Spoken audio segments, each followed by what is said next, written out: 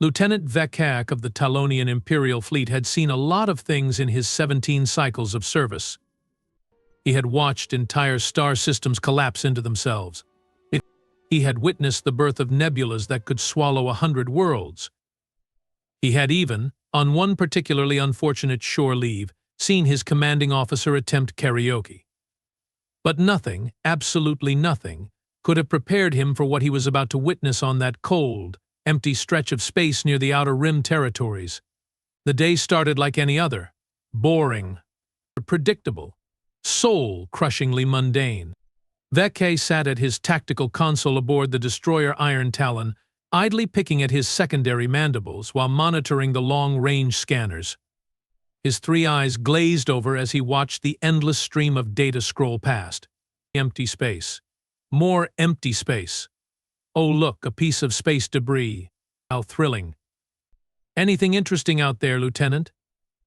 Commander Therex asked from her command throne, her voice carrying that special tone of someone who already knew the answer and was just making conversation to stay awake.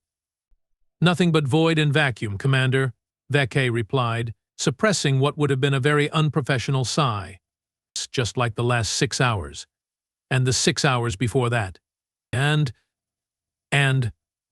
Yes, I get it, Therex interrupted, waving one of her forearms dismissively.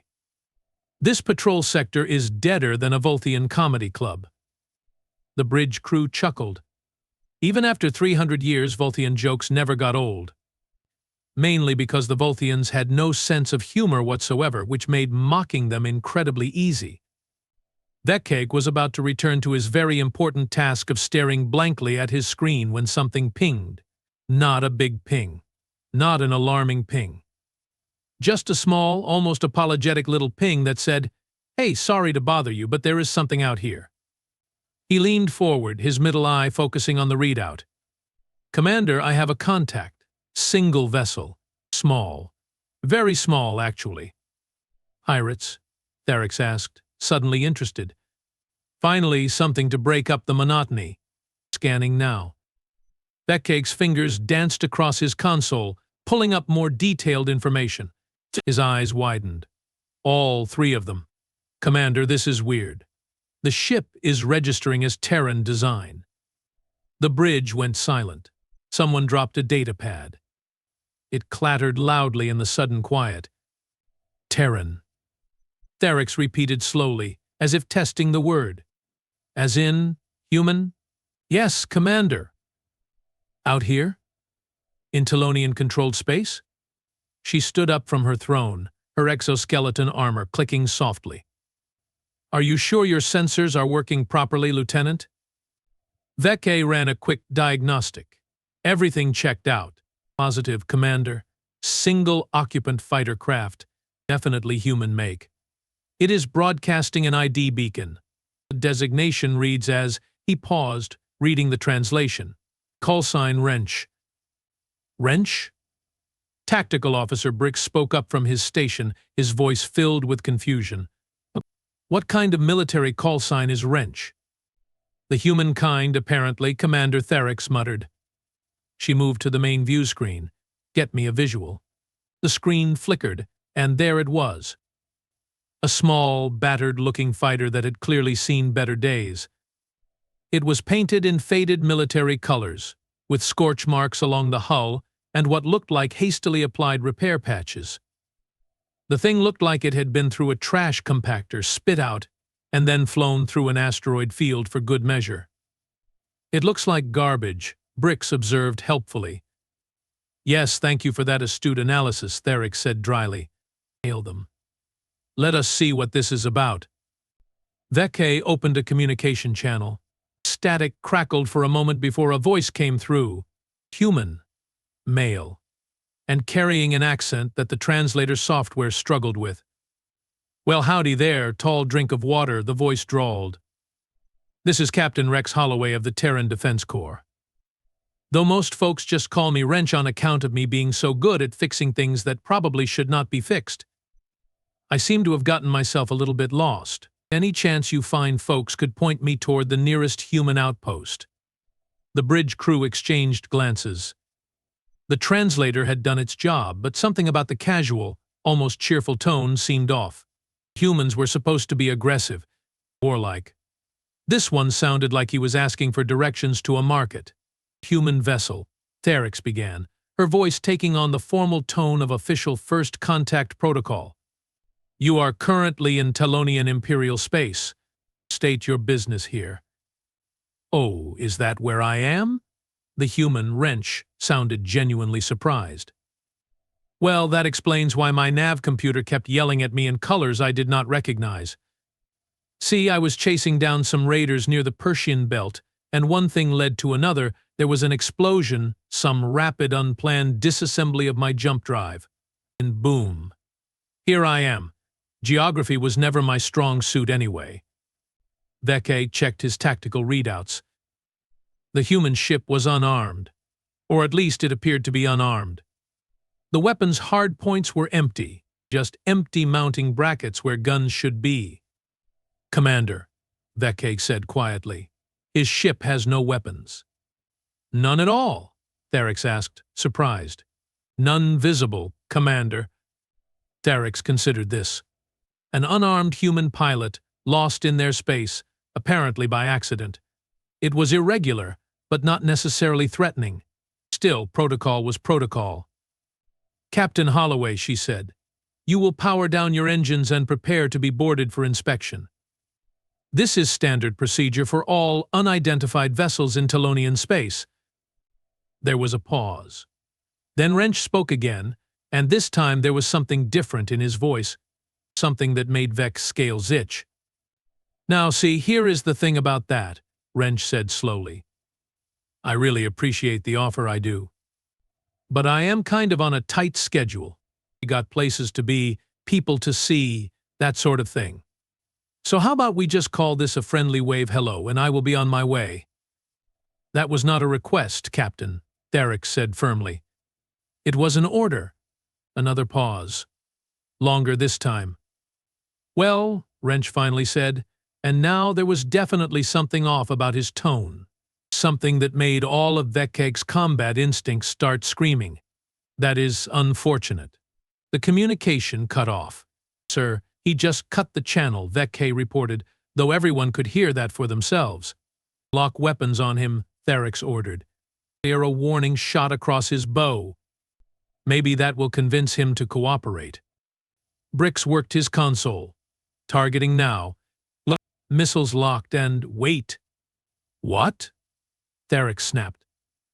He just moved, Brix said, confused. I mean, he moved fast. Really fast.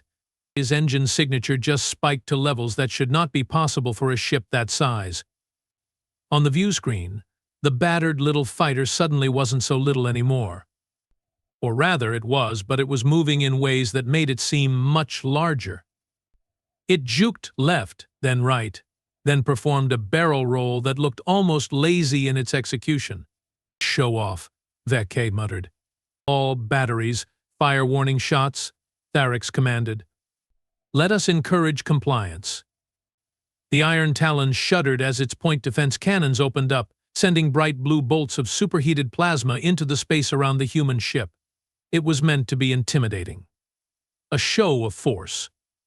A gentle reminder that they had the bigger guns. Except the human ship did not seem intimidated. If anything, it seemed to speed up. It wove through the warning shots like they were standing still, performing maneuvers that defied conventional physics. Or at least, conventional physics as the Talonians understood them. How is he doing that? Brix asked, his voice climbing an octave. Those G-forces should have turned him into paste. Humans have internal skeleton structures, Veke supplied, remembering his xenobiology courses. They are surprisingly durable.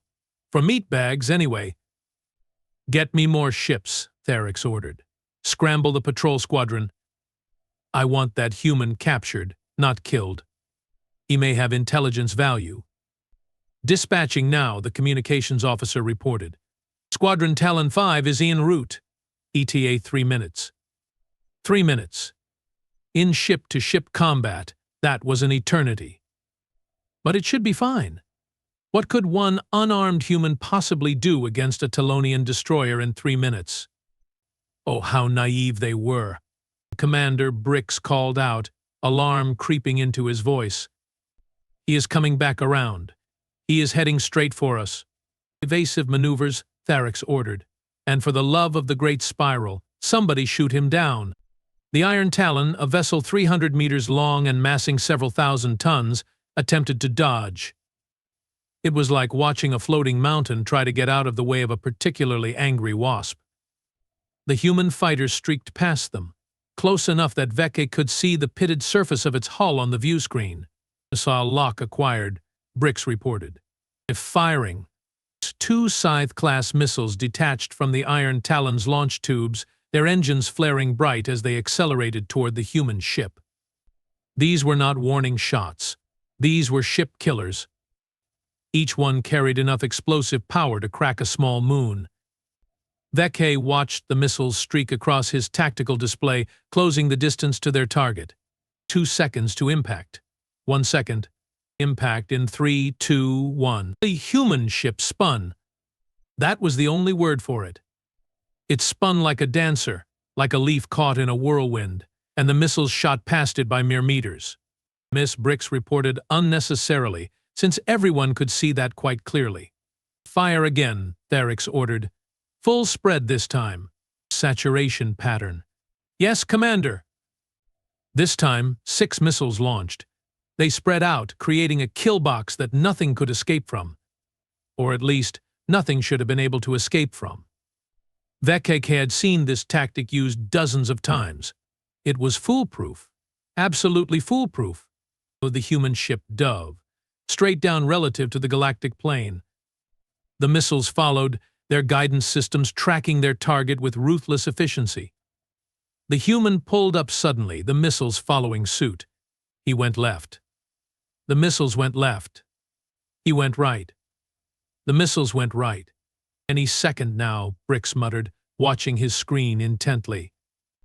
And then something happened that would later be described in military academies as, quote, extremely irregular, end quote, and in bars as, quote, the craziest thing I ever saw in my entire life, end quote. The human ship stopped, just stopped, dead in space. Full thrust reversal at speeds that should have torn the ship apart. The missiles, traveling at significant fractions of light speed, could not stop. They shot past him, their targeting computers confused and angry. And then, in the 3 seconds it took for the missiles to recalculate their trajectories and come back around, the human ship moved. Not to escape. Oh no, that would have been too simple, too sensible. He moved toward the missiles. What is he doing? Veke asked, though he was afraid he already knew the answer. I think, Brix said slowly, watching his tactical screen with growing horror. I think he is trying to hack them. That is impossible, Tharix stated flatly. Our missile guidance systems are encrypted with military-grade quantum keys. No one can hack them in mid-flight. It would take hours. Days, even. French did it in 11 seconds. One moment, the missiles were dutifully hunting their target. The next moment, their EIF tags flickered, changed, and suddenly the Iron Talon's own tactical computer was very politely informing them that they had 6 incoming missiles headed their way and would they please like to do something about that? Countermeasures, Tharix shouted. Now. The Iron Talon's point defense grid came alive, filling the space around the destroyer with a wall of lead and laser fire. 3 of the missiles detonated harmlessly. One was knocked off course and spiraled away into the void. The other 2 got through. The ship rocked as the missiles impacted against the shields. Alarms blared. Damage reports flooded in. Nothing critical, but definitely not nothing either. Shields at 70%, Veke reported, gripping his console as the ship stabilized. Minor damage to the port side armor plating. How? Brix demanded, staring at his screen like it had personally betrayed him. How did he do that? That should not be possible. Apparently, Tharix said grimly, nobody told him that. The communication channel crackled back to life. Wrench sounded almost apologetic. "Sorry about that, folks," he said. "Did not mean to ding up your paint job. But you know, you did shoot first. My mama always said, if someone shoots at you, it is only polite to return fire. Even if you have to borrow their ammunition to do it." Talonian vessels inbound, the sensor officer called out. Squadron Talon 5 entering engagement range. Vec pulled up the tactical display. 5 heavy fighters, each one significantly more maneuverable than the Iron Talon, each one loaded with enough firepower to level a small city. This was it. This was where the crazy human finally met his match. The fighters spread out in a standard attack formation, their pilots no doubt thrilled to finally see some action after hours of boring patrol duty. Vec almost felt bad for Wrench. Almost. "All fighters, weapons free," Commander Tharix transmitted. "Target is hostile. Attempt capture if possible, but survival is not mandatory." "Repeat, survival is not mandatory." "Acknowledged, Iron Talon," the squadron leader responded. Beginning attack run. The fighters dove in, splitting into 2 groups. 3 went high, 2 went low. Classic pincer movement. Wrench would have to choose which group to evade, and the other group would nail him. Simple. Effective. Tried and tested. Except Wrench did not evade either group.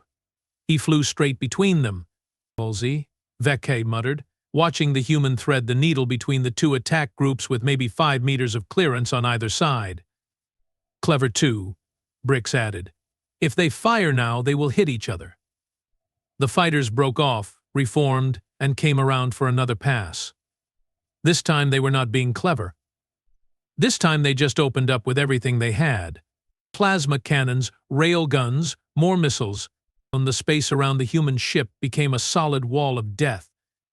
And the human ship danced through it all like it was choreographed. Like someone had told him exactly where every shot would be and when. It was impossible. It was insane. It was, Vec had to admit, really quite impressive. "Fighter 3 has a lock," someone reported, firing missiles. 2 more Scythe-class missiles launched. The human could not possibly pull the same trick twice. There was no way. The Talonian encryption teams had updated the security protocols after the first incident. These missiles were unhackable now. Completely and totally unhackable. Wrench hacked them in 9 seconds this time. "Oh, come on," Brix shouted at his screen. "That is just showing off." The missiles turned. The fighters scattered. 1 missile lost its target and flew off into the darkness. The other locked onto the nearest fighter and accelerated. "Fighter 4, evade," the squadron leader called out. Too late. The missile caught Fighter 4 from below, slamming into its belly. And the fighter's shields absorbed most of the blast, but not all of it. The ship spun out of control, trailing atmosphere and sparks. "Fighter 4 is hit," the squadron leader reported, his voice tight. "She's out of the fight, retreating to safe distance. 4 fighters left. 4 very angry, very confused fighters." "This is ridiculous," Tharix said, her mandibles clicking in agitation. "It is 1 human. 1 unarmed human in a half-broken ship. How is this happening?" "Permission to speak freely, Commander?" Vec asked. She. "Granted." "I think," Vec said carefully, "that the human is not actually unarmed. I think his weapon is his ship's computer, and maybe his brain. Possibly mostly his brain." Tharix stared at the viewscreen, where the human ship was currently leading the remaining 4 fighters on a merry chase through a debris field that had not been there 5 minutes ago. Debris that appeared to be the scattered remains of spent missile casings and fighter armor plating. "Squadron leader," Tharix transmitted. "New orders. Disengage and fall back. Reform on the Iron Talon." "Commander?" The squadron leader sounded confused. "We can still take him. We just need to fall back," Tharix repeated, more firmly this time. "That is a direct order." The fighters broke off their attack, clearly reluctant, and headed back toward the destroyer. Wrench did not pursue. He just hung there in space, his battered little ship surrounded by the wreckage of a one-sided fight that he should have lost 5 times over. The communication channel opened again. "So," Wrench said conversationally, "are we done trying to kill each other, or should I start charging you rental fees for all those missiles I keep borrowing?" Tharix took a long, slow breath. "Let it out!" Took another one. When she spoke, her voice was remarkably calm considering the circumstances. "Captain Holloway, you have demonstrated remarkable skill. You have also demonstrated a concerning ability to compromise Telonian military hardware. This cannot be allowed to continue." "Lady?" Wrench replied, and there was steel under the casual drawl now. "I have been trying to leave since this whole dance started. You are the one who keeps insisting I stick around. What is your destination?" Tharix asked. "Perhaps we can escort you to the border of our space." "Peacefully." "Peacefully," Wrench repeated. "Now there is a word I like. See, was that so hard? My mama always said you catch more flies with honey than with missiles." Or something like that. "Geography and metaphors were never my strong suit." "Your destination, Captain." Right. Heading for the Pershing Belt. Human colony there. Terraform world. Nice place if you like dirt and oxygen, which I generally do." Vekeg checked the star charts. The Pershing Belt was 3 systems away, all of them technically in Telonian space, but barely. Buffer zones, really. Places where nobody really enforced the rules too hard because nobody really cared. "Commander," Vekeg said quietly, "if we let him go, the fleet command will want to know why." "If we do not let him go," Tharix replied just as quietly, "we will lose more fighters trying to stop him. And possibly this ship. And then Fleet Command will want to know why we lost an entire destroyer to one human in a garbage fighter." She had a point. "Captain Holloway," Tharix said formally, "you will be granted safe passage to the edge of Telonian space. Any deviation from your flight path will be met with immediate and overwhelming force. Any attempt to return to Telonian space will result in your destruction. Are these terms acceptable?" "Music to my ears," Wrench said cheerfully. "Well, it has been fun, folks.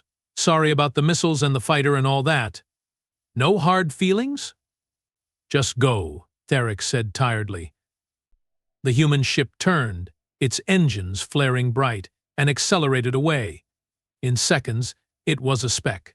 In minutes, it was gone. The bridge was silent for a long moment. "So," Brix finally said, "what do we tell Fleet Command?" Commander Tharix settled back into her command throne and pulled up the incident report form on her personal console. She stared at it for several long seconds. "We tell them," she said slowly, "that we encountered a lost human pilot, verified his identity, confirmed his destination, and escorted him safely out of Telonian space, which is technically all true. And the part where he hacked our missiles and shot down one of our fighters." Vek asked. "Yes. Training accident," Tharix said without missing a beat. "Happens all the time. Fighter 4 experienced a targeting malfunction during routine exercises. The pilot error. Already scheduled for retraining." The bridge crew nodded. Nobody wanted to be the one to explain to Fleet Command that one human had made them look like complete idiots. "Lieutenant Vek, Tharix said, "send a priority message to Fleet Intelligence. Encrypted. Tell them we need updated security protocols for missile guidance systems. Tell them it is urgent." "Very urgent." "Yes, Commander." "And someone find out everything we can about Terran Defense Corps pilot training programs. If one human can do this, we need to know if more of them can do it too." 3 systems away, Captain Rex Holloway, callsign Wrench, was whistling tunelessly to himself as his fighter limped along on half power. His console was lit up like a holiday display, warning him about 17 different critical failures. His life support was running on backup batteries. His navigation computer had given up entirely and was just showing him a sad face emoji. But he was alive. He was free. And he had one heck of a story to tell when he finally made it back to friendly space. "Sorry, Mama," he said to the empty cockpit. "I know you told me to stop getting into trouble." But in my defense, they shot first. His console beeped. Long-range scan detected. Multiple contacts ahead. He pulled up the tactical display and grinned. "Oh boy," he said. "Here we go again." Behind him, still in Telonian space, Lieutenant Vekak was filing his report when a priority alert flashed across his screen. Long-range sensors. New contact. Human design. No, wait. Multiple contacts. 5, 10, 20. An entire human patrol fleet headed straight for Telonian space. Vekak stared at the screen. Looked at Commander Therex. Looked back at the screen. "Commander," he said weakly, "I think we might have a problem." Commander Therex did what any reasonable military officer would do when faced with an incoming fleet of unknown size and hostile intent. She stared at the tactical display and wondered if it was too late to retire. "How many ships?" she asked, already knowing she would not like the answer. 23 and counting, Commander Vekay reported, his 3 eyes fixed on his scanner readout. All human design. Mix of frigates, destroyers, and what looks like a carrier-class vessel. They are maintaining formation at .7 light speed and heading directly for our position. "Of course they are," Therex muttered. "Why would they go anywhere else? It is not like this sector of space has anything interesting except us and our wounded pride." Brix turned from his tactical station, his face displaying that special shade of purple that Telonians got when they were extremely stressed. "Commander, we cannot fight a fleet that size. We would need at least 3 more destroyers and a full battle group to even consider engaging." "Thank you, Tactical Officer Brix, for that assessment," Therex said dryly. "I was sitting here thinking we should challenge them to single combat. Your strategic insight has saved us all." "Sorry, Commander." "Do not be sorry. Be useful. Get me a direct line to Fleet Command, Priority Alpha, and somebody wake up Admiral Krell. I do not care if it is his rest cycle.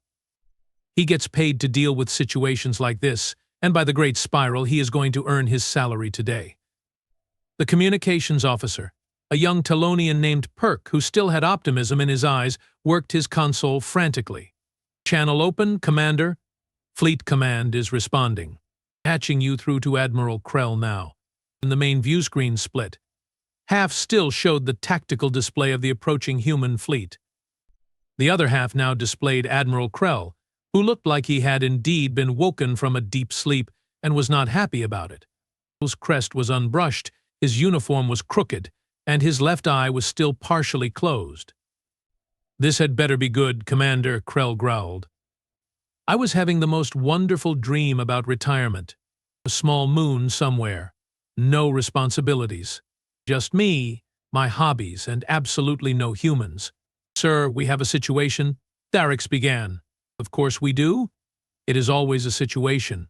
Never good news. Nobody ever wakes me up to say, 'Hey, Admiral, everything is fine. Just wanted you to know we are all having a great day.'" He rubbed his face with 2 of his 4 hands.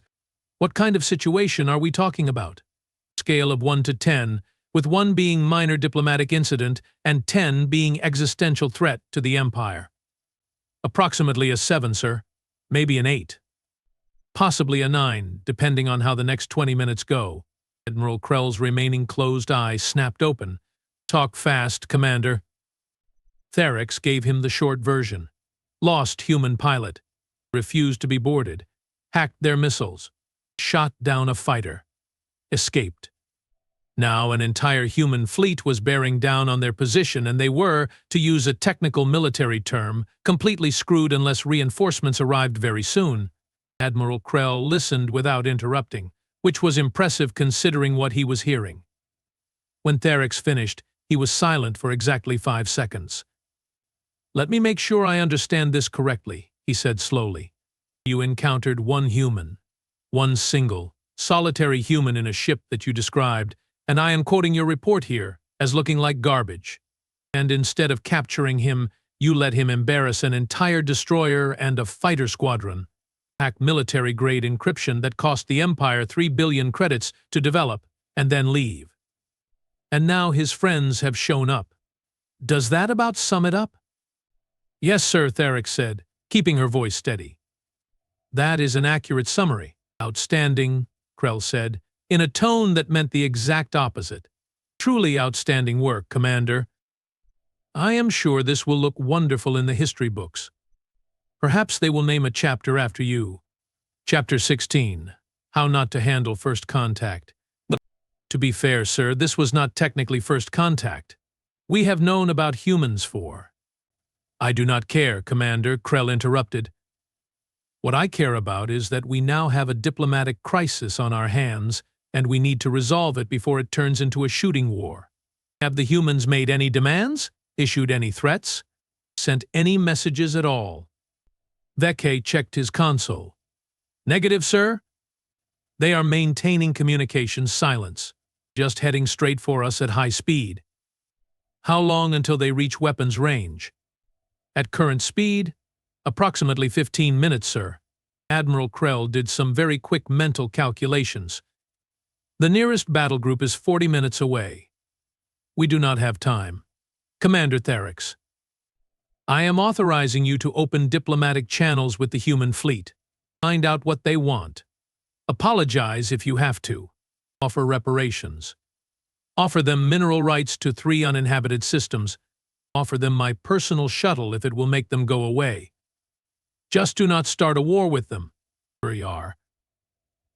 We clear? Crystal clear, sir. Good. Keep me updated. And Commander? Try not to let them hack anything else. We only have so much equipment, and I would prefer most of it remain under our control. The channel closed.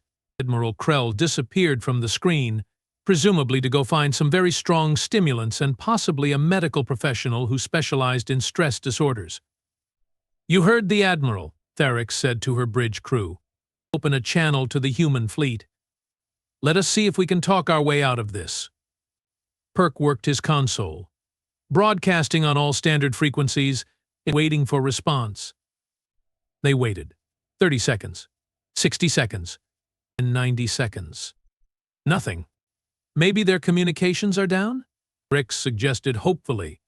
Or maybe they are ignoring us, Veke countered, which is somehow worse. Keep trying, Therex ordered. And somebody run a full diagnostic on our weapons systems. If talking does not work, I want to know that we can at least shoot back. Even if it is futile, I would like the option. Commander, Perk called out suddenly. I am getting something. Not from the fleet. It is coming from behind them. Single ship. Breaking formation. Coming in fast. Therex felt a sinking sensation in her stomach. She knew what was coming before Veke even said it. It is him, Veke confirmed, checking his sensors. Call sign wrench. He is heading back this way. Wonderful, Therex said. Absolutely wonderful. He brought friends and decided to come back for round 2. Perk, please tell me we are getting a communication from him at least. Yes, Commander. Audio only. Patching through now. The familiar drawl filled the bridge once again. Howdy again, Iron Talon. Miss me? Now, before you get all excited and start shooting again, I need you to understand something very important. Is that fleet behind me? Those are not hostile forces. Those are search and rescue.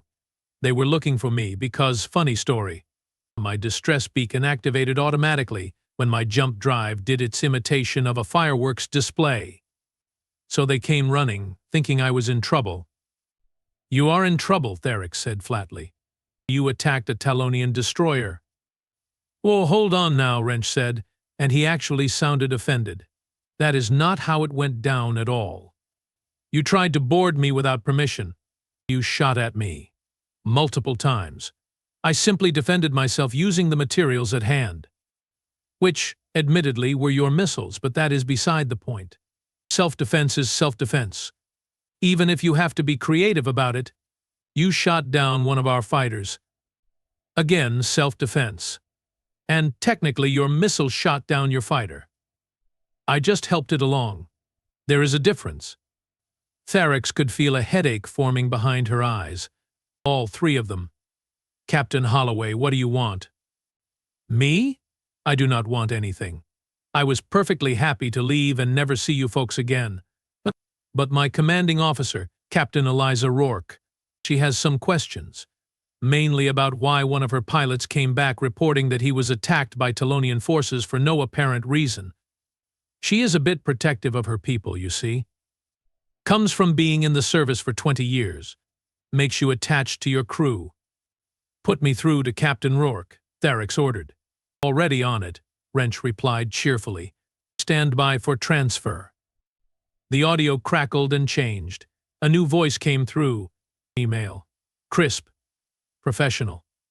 The kind of voice that had ordered people into danger many times and lost sleep over every single one of them.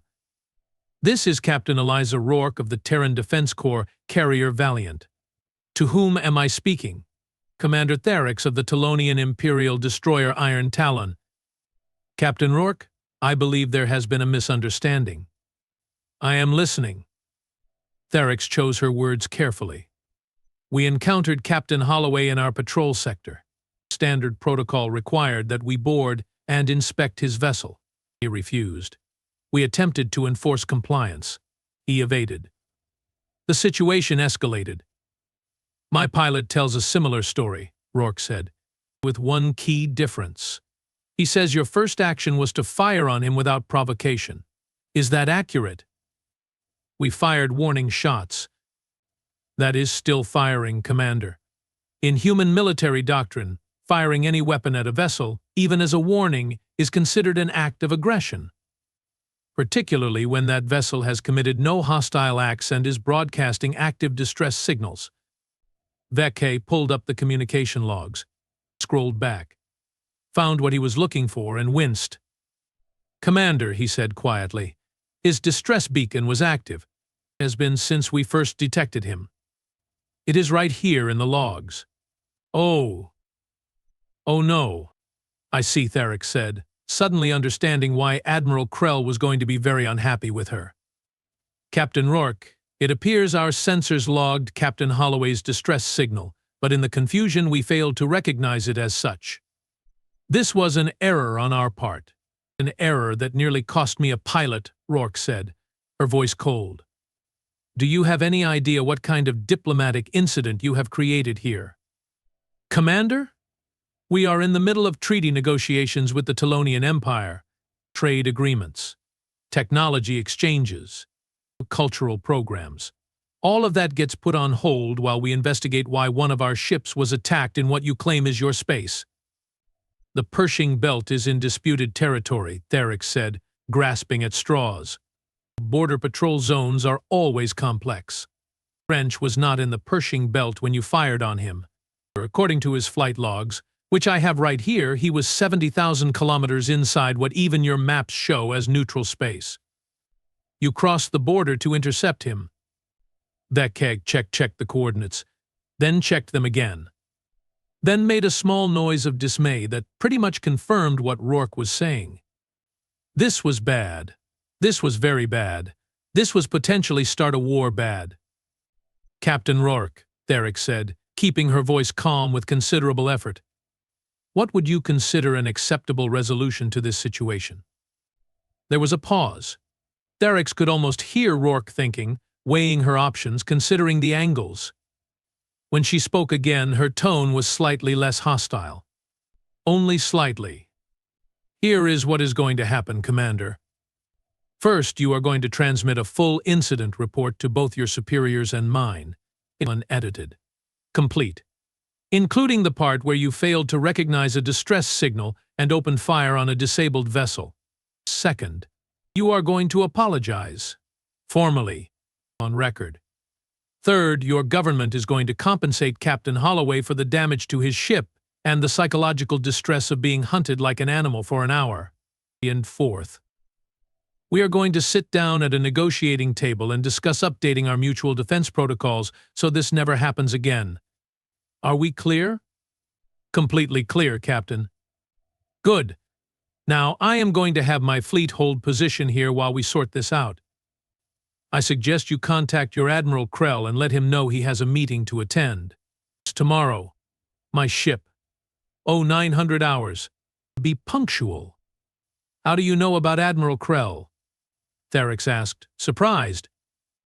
Because I read the briefing materials on Telonian command structure before coming out here, Rourke replied.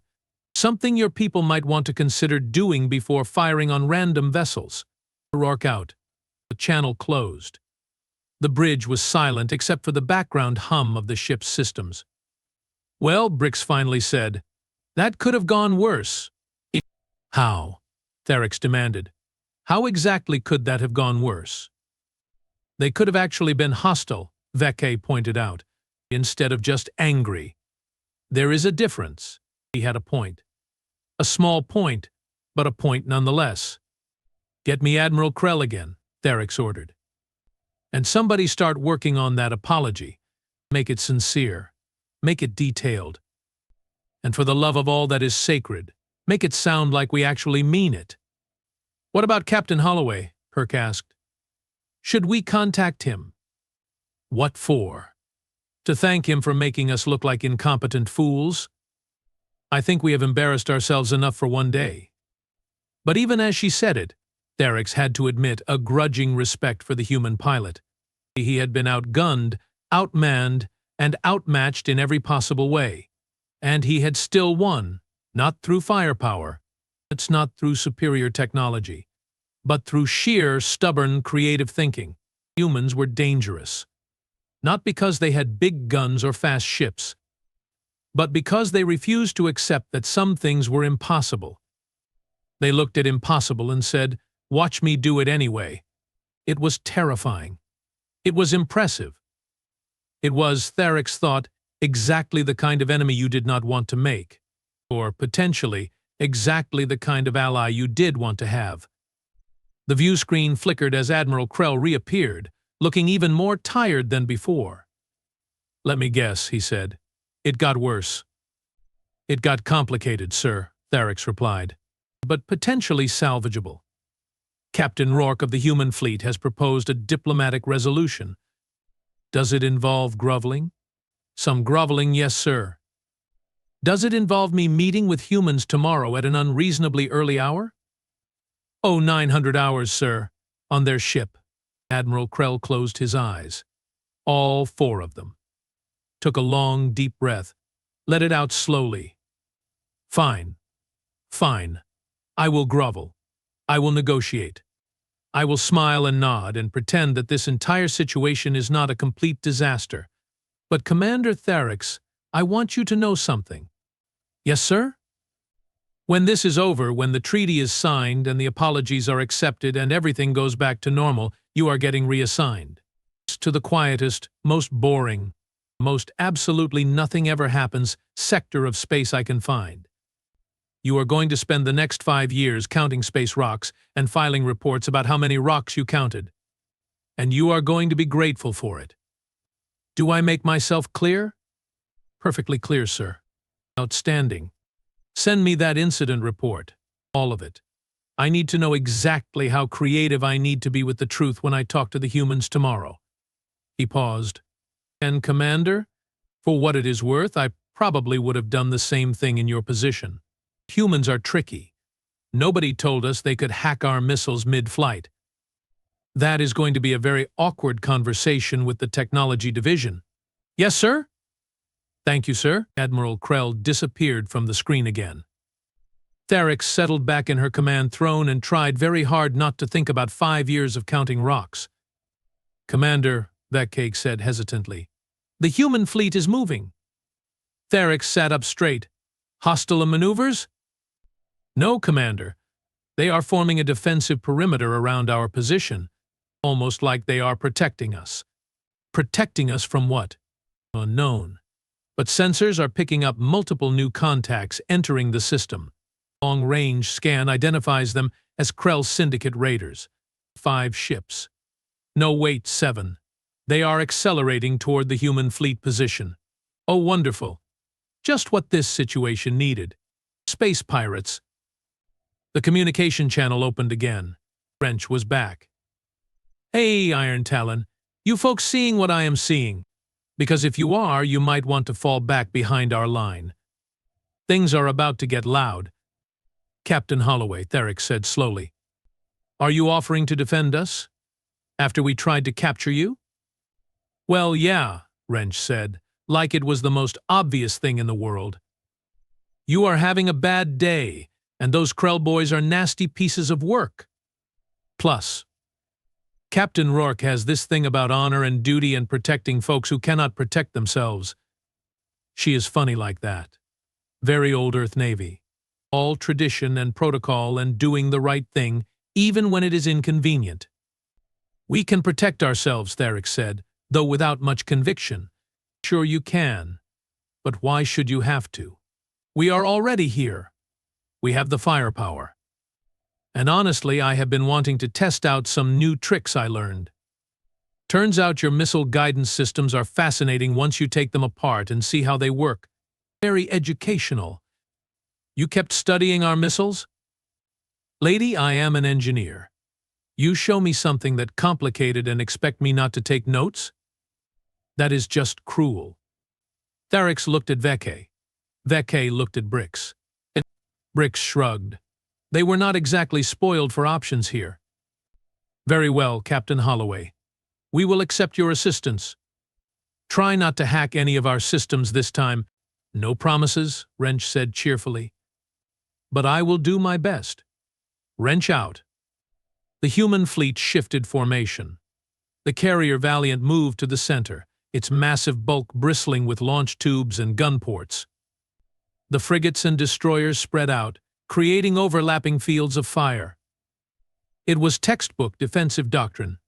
Beautiful, even. The Krell raiders came in fast, overconfident, thinking they had found easy prey. 3 Talonian warships and 1 carrier. Good salvage. Better ransom. They were probably already planning how to spend their profits.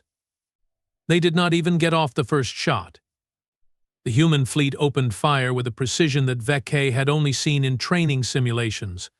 Every shot calculated. Every trajectory optimized. No wasted ammunition. No unnecessary risk. Just clean, efficient violence. 2 raiders went down in the first volley. Their shields collapsed under the concentrated fire, and secondary explosions tore them apart from the inside. The remaining 5 broke formation, trying to scatter, trying to find an angle that was not covered by human guns. There was no such angle. Wrench and 3 other human fighters launched from the carrier, streaking into space like angry hornets. They moved as a unit, covering each other, setting up crossfire patterns that left the raiders with nowhere to run. Watch this, Wrench transmitted. I want to try something. One of the raiders fired a full spread of missiles at the human fighters. Standard Krell hardware. Cheap. Mass-produced. Barely smart enough to find a target and explode near it. Wrench flew straight at the missiles. Got within 50 meters. Did his thing. All 6 missiles turned around and headed back toward the raider that fired them. Oh, that is just mean, Brix muttered, watching from the iron talon. Effective. But mean. The raider tried to shoot down its own missiles. Managed to get 2. The other 4 hit home. The raider's shields held for maybe a second before collapsing. The ship broke apart, spilling debris and crew into the cold vacuum. 3 raiders left. They were retreating now, their pilots finally understanding that they had picked the wrong fight. But the human fleet was not letting them go, and not until the message was sent. Not until everyone understood what happened when you attacked someone under human protection. The last 3 raiders died quickly, efficiently, without drama or ceremony. Just gone. Threat neutralized, Captain Rourke transmitted. Iron Talon, are you damaged? Negative, Tharix replied. Thanks to your intervention. We owe you a debt, Captain Hay. Consider it a down payment on better relations, Rourke said. Besides, my pilots needed the practice. Nothing teaches tactical coordination like real combat. But your pilots are very skilled. Yes, they are, especially Captain Holloway. He is annoying, undisciplined, has no respect for protocol, and is probably the best combat pilot I have ever seen. Do not tell him I said that. His ego is big enough already. I heard that, Wrench transmitted, and for the record, my ego is perfectly sized, Thank you very much. Like a healthy houseplant. Needs regular watering but not too much attention. Wrench, get back to the carrier, Rourke ordered, and get that ship of yours into the repair bay. It looks like it is held together with hope and duct tape. That is because it is held together with hope and duct tape, Wrench replied. Plus some wire and a prayer. Very advanced engineering. Wrench out. Mend. The human fighters returned to their carrier, disappearing into the launch bay like they were coming home from a routine patrol instead of a combat engagement. The fleet began to reorganize, settling back into their defensive perimeter. Commander, Vecchake said quietly, I have been thinking. That is always dangerous, Lieutenant. The humans, they did not have to help us. We attacked one of their pilots. We could have killed him. By every measure of logic and military doctrine, they should have left us to deal with the Krell raiders ourselves. Your point? Warren. My point is that humans are strange and confusing. They fight back when attacked, but they also help enemies who are in trouble. They refuse to follow rules, but they also have strict codes of honor. They should not work as a species. Everything about them is contradictory. But somehow it does work. That is a very philosophical observation, Lieutenant, Therick said. What brought this on? I think, Vecchake said slowly, that we need to be very careful with humans. Not because they are strong, though they are. Not because they are clever, though they are that too. But because they are unpredictable. They will surprise you. Every time. Just when you think you understand them. They do something that makes no sense at all. And somehow it works out in their favor. Therick looked at the human fleet on her view screen. Thought about Wrench and his impossible maneuvers. Thought about Captain Rourke and her willingness to negotiate instead of escalate. Thought about how the humans had protected them from the raiders without hesitation. You are right, Lieutenant, she said. Humans are unpredictable. Which is exactly why we need to make them allies instead of enemies. Because I really do not want to fight another battle against someone who can hack our missiles and make it look easy. Agreed, Commander. The next morning, Admiral Krell attended his meeting with Captain Rourke aboard the Valiant. Therick was not present, but she heard the details later. The meeting lasted 3 hours. There was groveling as promised. There were apologies as required. There was compensation negotiated for the damage to Wrench's ship, though Wrench insisted he could fix it himself, and really they should just give him access to a proper workshop and some spare parts instead of money. Treaties were updated. Protocols were established. Communication channels were opened. The Telonian Empire and the Terran Defense Corps agreed to work together on border security, share intelligence about pirate activity, and conduct joint training exercises to prevent future misunderstandings. It was all very diplomatic, very proper, very civilized. And through it all, Captain Rex Holloway, callsign Wrench, sat in the corner of the repair bay, taking apart a Telonian missile guidance system with a satisfied smile on his face, learning everything he could about the technology that had almost killed him. Because that was what humans did. They learned. They adapted. They took the weapons used against them and turned them into tools for survival. 3 months later, every Telonian missile system had been updated with new encryption that was specifically designed to resist human hacking attempts. It lasted 6 weeks before Wrench cracked it. The arms race was on, and nobody was quite sure who was winning. But that, as they say, is a story for another time.